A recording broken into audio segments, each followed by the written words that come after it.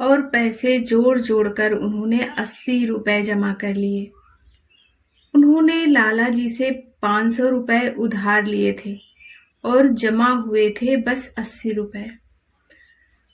लेकिन फिर भी कुछ तो जमा हो ही गए थे जो वह लाला जी को दे सकते थे। तभी अचानक उनका लड़का सख्त बीमार हो गया और जमा किए हुए सारे पैसे उसकी दवा में चले गए।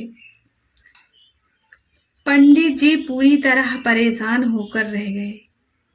कहीं कोई उम्मीद की किरण दिखाई नहीं देती थी कि जिसके सहारे चलकर वह अपना कर्ज उतार सकते। चारों ओर मायूसियों का घोर अंधकार था। लाला सदानंद जी दिल से एक नेक व्यक्ति थे। वे पंडित जी की मजबूरी समझते थे और जानते थे कि पंडित जी की इच्छा और नियत पैसे वापस करने की है। लाला जी पंडित जी से कहते थे कि आप लौटाने का कष्ट ना करें, मुझे पैसे की इतनी चिंता नहीं है। इसी कारण से वह पंडित जी से पैसे का तकाजा भी नहीं करते थे। वे इतने नेक प्रवृत्ति के मनुष्य थे कि अपने रुपए मांगते हुए ऐसे डरते थे मानो रुपए उन्हीं के देने हों। परंतु सादीराम के दिल को चैन न था। सोचता था कि ये कैसे भले मानुस हैं जो पैसे मांगना तो दूर उसकी चर्चा भी नहीं करते। इसका यह अर्थ नहीं कि मैं निश्चिंत हो जाऊं और लाला जी के पैसे लौटाने की कोई चिंता ना करूं। पंडित जी लाला जी के सामने सिर भी नहीं उठाते थे। यदि लाला जी उनसे पैसे बार बार मांगते तो शायद पंडित जी के हृदय को इतना कष्ट न होता जितना कष्ट उनके पैसे न मांगने से हो रहा था।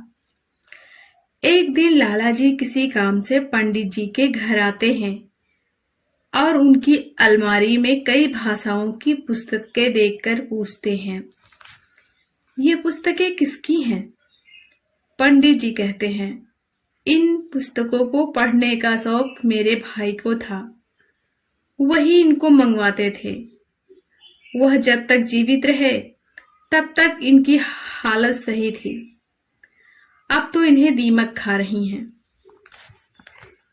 लाला जी कहते हैं, तुम इन्हें बेच क्यों नहीं देते?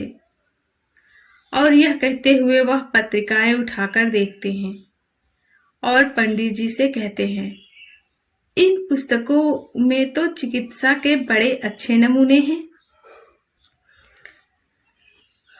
अगर कोई पसंद करके इन्हें खरीद ले तो 1000-2000 में बिक जाएंगे। पंडित जी कहते हैं कि ऐसा कैसे हो सकता है? फिर लाला जी उन्हें पुस्तकों में से चित्र काटकर एक एल्बम बनाने को कहते हैं और ये भी कहते हैं कि मैं इस एल्बम का विज्ञापन दूंगा। यदि कोई इसे पढ़कर इस एल्बम को खरीद लेगा तो यह अच्छा होगा। पंडित जी ने लाला जी की बात मानकर 200 चित्र काटकर जमा कर लिए और सारे चित्रों की एल्बम बनाकर सदानंद जी को देने चल पड़े। सदानंद जी ने समाचार पत्र में विज्ञापन दे दिया।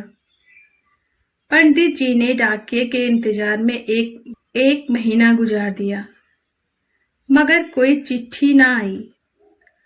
आखिर एक दिन कोलकाता से एक मारवाड़ी सेठ का पत्र आया कि एल्बम उसे चाहिए, अगर उसे पसंद आएगी तो वह खरीद लेगा। पंडित जी पत्र लेकर सदानंद जी के पास गए और पूछा कि क्या एल्बम भेज दूं? लाला जी बोले, रजिस्ट्री करा दो, हो सकता है वह खरीद लें और कह देना कि मूल्य 1000 से कम ना लोगे। कुछ दिन बाद पंडित जी को 100 के 10 नोटों का एक लिफाफा मिला और वह खुशी से कांपने लगे।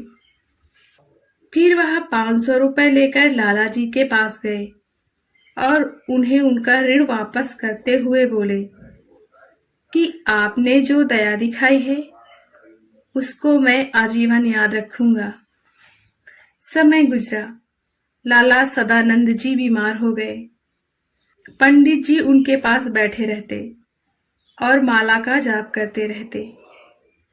एक दिन लाला जी चारपाई पर लेटे हुए थे।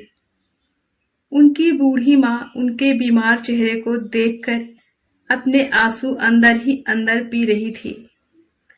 उनकी पत्नी भी घूंघट निकाले खड़ी थी।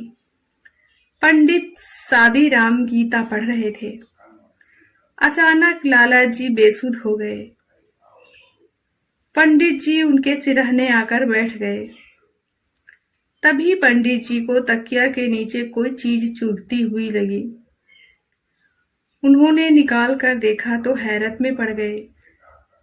यह वही एल्बम था जिसे किसी और ने नहीं अपितु लाला जी ने ही स्वयं खरीदा था। पंडित जी के हृदय पर एक चोट पड़ी कि वह जिस ऋण को चुकाया हुआ समझ रहे थे वह तो अब दुगना हो गया था। फिर जब लाला जी को होश आया तो एल्बम देखकर बोले, यह एल्बम मुझे अत्यंत सुंदर लगी थी, इसलिए मैंने उस मारवाड़ी सेठ से इसको मंगवा लिया था। पंडित जी यह बात जानते थे कि लाला जी उनका दिल रखने के लिए झूठ बोल रहे हैं कि कहीं पंडित जी अपनी ही नजर में गिर न जाएं।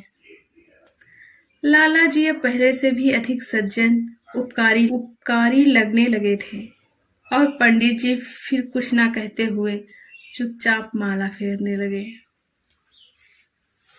आपने हमारी पूरी कहानी सुनी, इसके लिए आपका बहुत बहुत धन्यवाद। आपको हमारी कहानी कैसी लगी प्लीज़ कमेंट करके ज़रूर बताएं। अगर आप हमारे चैनल पर नए हैं तो प्लीज़ लाइक, सब्सक्राइब